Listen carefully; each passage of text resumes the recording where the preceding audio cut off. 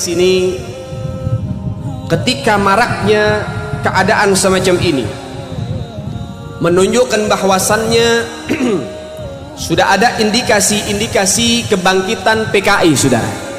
Dan ini perlu dikasih tahu. Apa sih kaitan PKI dengan pondok pesantren? Banyak. Karena target utama PKI itu ya pondok-pondok, saudara. Target utama yang akan dibumi hanguskan oleh PKI ya guru-guru, para ulama-ulama. Dari zaman dulu mereka memusuhi daripada para ulama. Kenapa? Karena para ulama yang berani menyuarakan yang hak itu hak, yang batil itu batil, saudara. Sehingga nggak sedikit para ulama yang dibantai, pondok pesantren yang dibakar, dan juga santri-santri yang dibunuh dan digorok lehernya oleh PKI, saudara. Dan ini perlu kita pahami baik-baik.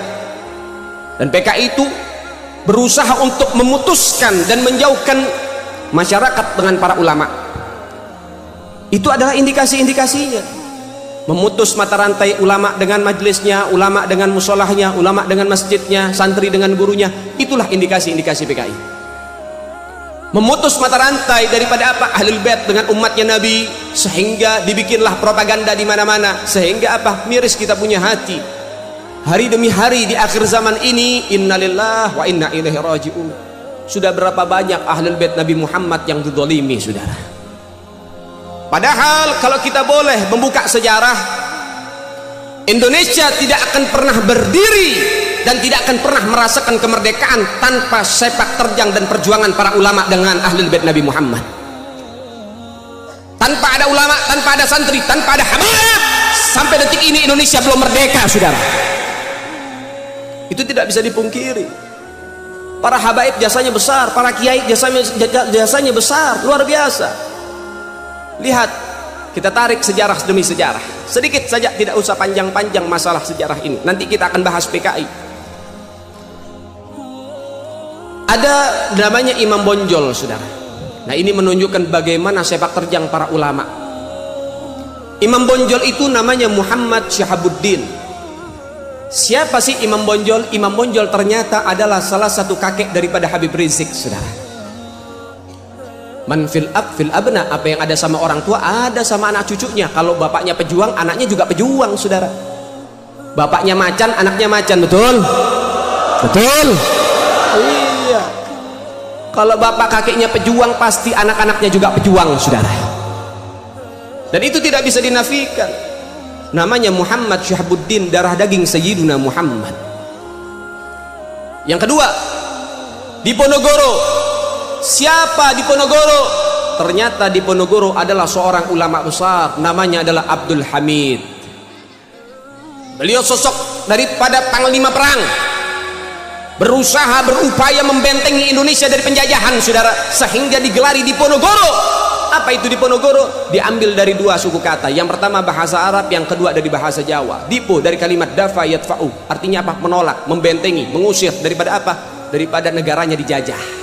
Mengusir penjajah dari negara, menolak penjajah dari negara. Negoro dari bahasa Jawa yaitu negara, artinya apa? Membentengi negaranya dari penjajahan. Namanya adalah Abdul Hamid, seorang ulama besar. Makanya kalau kita lihat lukisannya di Ponorogo pakai imamah, Imam Bonjol pakai imamah. Ulama tidak bisa dipisahkan dari Indonesia. Pejuang-pejuang kita, masyarakat kita, mayoritas para pejuang adalah para ulama. Dan juga saudara, siapa lagi? Ada namanya Kapiten Patimura. Kapiten Patimura ini adalah sosok kiai besar dari Maluku. Nama aslinya adalah Kiai Haji Ahmad Lusi. Memiliki pondok pesantren besar di Maluku, Indonesia bagian timur. Ketika sampai seruhan jihad kepada mereka, ternyata Kapiten Patimura nggak ngumpet di pondoknya, keluar sama santri-santrinya, keluar berjuang berjihad bersama santri-santrinya. Ini baru sosok santri, sosok kiai yang betul-betul cinta terhadap NKRI, saudara. Sampai-sampai Kapiten Patimura harus tewas di tiang gantungan, dibunuh oleh penjajah, saudara. Namun mendapatkan syahidnya. Namun ada beberapa orang licik dan picik dari petinggi-petinggi negeri mulai untuk apa? Menghapus sejarah dan menipu sejarah, penipuan sejarah. Sehingga di setiap buku-buku sekolah yang beredar di sekolah-sekolah umum, Kapiten Patimura namanya adalah Thomas Matulesi. Kalau nama Ahmad kira-kira agamanya apa? Agamanya apa? Agamanya apa? Baik, kalau misalnya namanya Thomas kira-kira agamanya apa? Permainan sejarah, penipuan, saudara.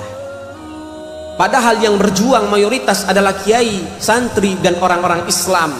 Ternyata mereka memiliki penipuan sejarah. Na'udzubillah. Anda harus tahu, santri harus tahu, ini sejarahnya.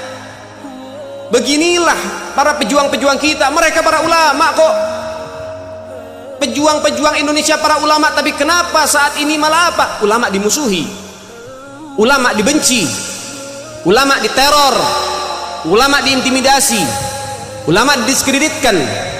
Ada apa dengan negara ini? Jangan-jangan PKI sudah menyusup, saudara.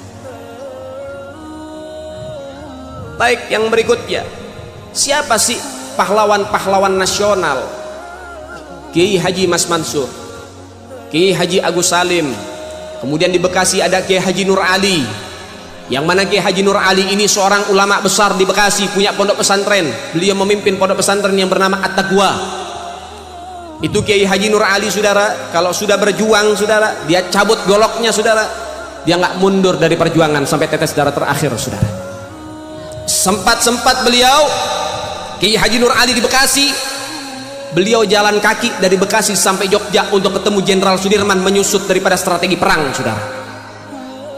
Ini ulama-ulama kita, aset Indonesia.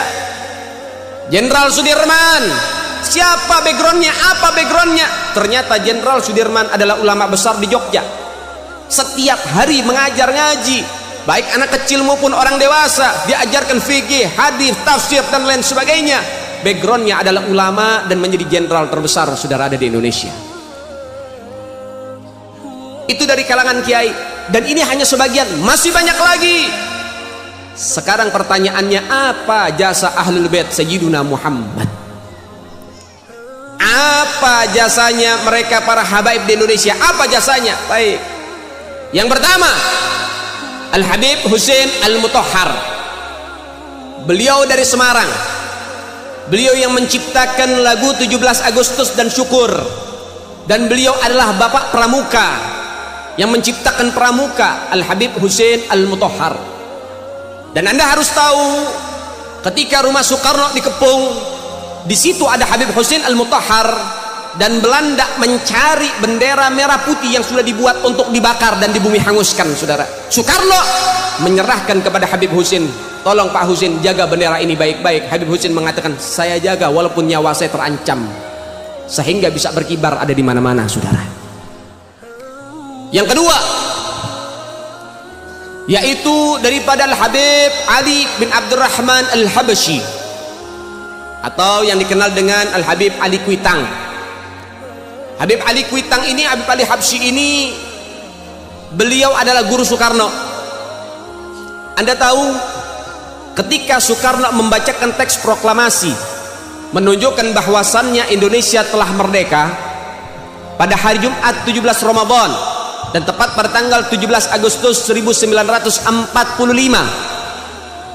Habib Ali Habsyi mengutus beberapa murid-murid beliau untuk mendampingi Soekarno. Dan Anda harus tahu, ketika pembacaan teks proklamasi, ternyata di sebelah daripada Soekarno, kira-kira 2 orang dari Soekarno ada di depan mendampingi Soekarno. Ada Al-Habib Husain bin Syihab, yaitu ayahanda Habib Rizik, saudara. Dan Anda tahu, muridnya Habib Ali Kuitang menyampaikan kepada gurunya pada hari Jumat, selepas sholat Jumat, mengatakan, Habib, Indonesia telah merdeka. Maka Habib Ali Al-Habsyi, beliau mengambil mic dan memberikan daripada informasi dan menyatakan fatwanya. Beliau mengatakan, mulai detik ini, mulai saat ini, pasang di rumah-rumah kalian dan tinggikan bendera merah putih. Indonesia telah merdeka, sebarkan ke seluruh Indonesia untuk mengibarkan bendera merah putih, saudara. Itu fatwa dari Habib Ali Kuitang, saudara.